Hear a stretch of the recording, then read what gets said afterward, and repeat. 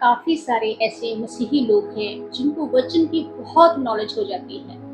और जब आपके घरों में प्रचारक आते हैं प्रचार करने के लिए, विजिट करने के लिए, तब आप प्रचारक के पास वचन सुनने के लिए नहीं बैठते हो, बल्कि इसलिए बैठते हो कि प्रचारक वचन सुनाते समय कहाँ गलती करते हैं और हम उस गलती को पकड़े। और जब आप उस गलती को पकड़ते हो तो उस गलती को खींच कर आप बहुत बहस करते हो, और आपको पता ही नहीं कि बहस करते करते कब बहस आपकी जुबान से पाप करवा जाती है और आपको पता भी नहीं चलता, और आप कब परमेश्वर से दूर हो जाते हो।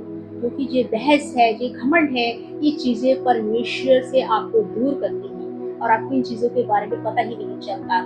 और ठीक ऐसे ही जो काफी सारे प्रचारक होते हैं, वो कई बार जब आप बहस करते हो तो वो कुछ नहीं कहते, चुपचाप चले जाते हैं, ठीक वैसे ही जैसे प्रभु यीशु मसीह इस वचन के अंदर कृष्ण के पास से चले गए थे।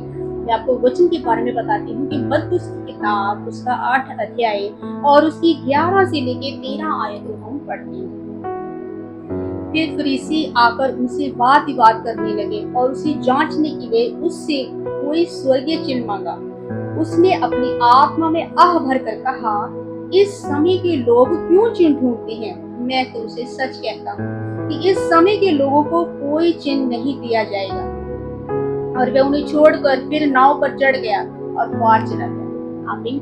वचन पढ़े और सुने जाने पर आशीष हो। आमीन। इस वचन के अंदर भी हमें प्रभु यीशु मसीह ये समझाते हैं कि प्रभु यीशु मसीह भी शास्त्री फरीसियों के मन में क्या चल रहा था, वो क्यों प्रभु यीशु मसीह के पास आए। प्रभु यीशु मसीह ने अपनी आत्मा में उन्हें जान लिया था, अपने मन में उन्हें जान लिया था कि ये मेरी कोई न कोई गलती को, यानी कि वचन जब मैं सुनाऊं तो उस गलती को, किसी न किसी गलती को पकड़ना चाहते हैं, और इसीलिए वो मेरे पास आए हैं और मुझसे चिन्ह मांग रहे हैं, स्वर्गीय चिन्ह मांग रहे हैं। तो प्रभु यीशु मसीह ने उन्हें कोई स्वर्गीय चिन्ह नहीं दिया और वहां से उठकर चल दिए।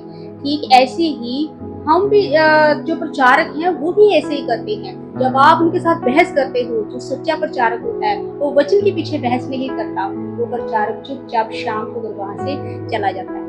इसलिए मैं आपको बताना चाहती हूँ कि आप शास्त्री किसी के जैसे ना बनो। आप वचन को जानने के लिए और जानने के लिए प्रचारक के पास बैठे। आप ये कभी मत सोचिए कि आपको वचन की बहुत नॉलेज है, जो जो वचन मैंने पढ़ा है इसके बारे में मैं जानता हूँ, और ये वही वचन प्रचारक है वो हमें सुना रहा है। यही बार होता है कि वचन जो है, आप एवरीडे जब आप वचन पढ़ते हो तो एवरीडे आपको नई बात सीखने को मिलती है। ऐसे जब आपको वचन पता भी हो तब भी आप प्रचारक से वो वचन जरूर सुने और उनसे सीखें, तब आपको नई बात सीखने को मिलेगी।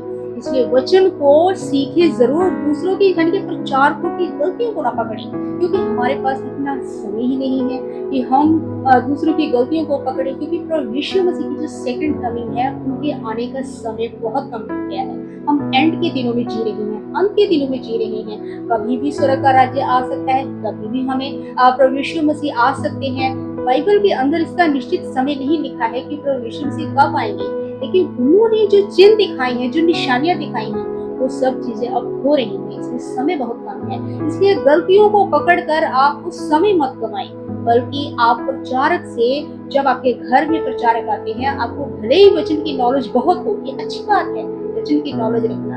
अगर आपको वचन की नॉलेज भी है तब भी आप वचन के बारे में जरूर जानें, क्योंकि वचन के बारे में जब आप नई नई बातें सीखते हो तब आपका परमेश्वर के साथ जो रिश्ता है और भी ज्यादा गहरा होता जाता है। और जब गहरा होता जाता है तो परमेश्वर के आप पुत्र पुत्रियां बन जाते हो। परमेश्वर आपसे बहुत प्रेम करते हैं और आप परमेश्वर से वचनों के द्वारा, वचन के ऊपर चलने के द्वारा आप परमेश्वर को अपना प्रेम दिखाते हो। तब परमेश्वर स्वर्गदूतों के सामने आपको कहते हैं कि ये देखो, ये मेरा प्रिय पुत्र है, ये मेरी प्रिय पुत्री है। और तभी जब परमेश्वर के आप पुत्र पुत्रियां बन जाते हो, तभी हम स्वर्ग के राज्य में प्रवेश कर पाएंगे, क्योंकि परमेश्वर के पुत्र पुत्रियां ही उनके प्रॉपर्टी के अंदर अधिकारी बनेगी, उनकी वारिस बनेगी।